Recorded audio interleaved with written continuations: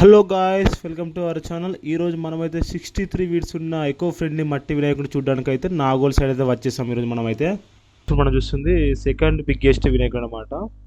Eco friendly Ganesh. ఇది కూడా మట్టి వినాయకుడు, 63 ఫీట్ మట్టి వినాయకుడు అండి. ఇది ఎక్కడో లేదు, మన హైదరాబాద్లో నాగోల్లోనే ఉందండి. ఇది మొత్తానికి అయితే 3 to 4 టన్స్ అయితే వెయిట్ ఉంటుంది అనమాట.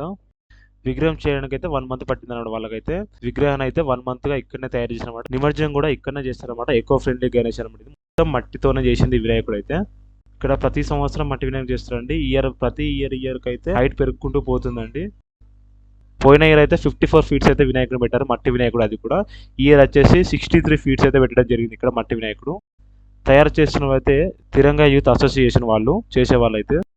మీరు చూడొచ్చు ఇక్కడ బ్యానర్లో అయితే ఎకో ఫ్రెండ్లీ గణేష్ 63 ఫీట్స్ వినాయకుడు ఫ్లెక్సీ పెట్టడం జరిగింది ఇక్కడైతే.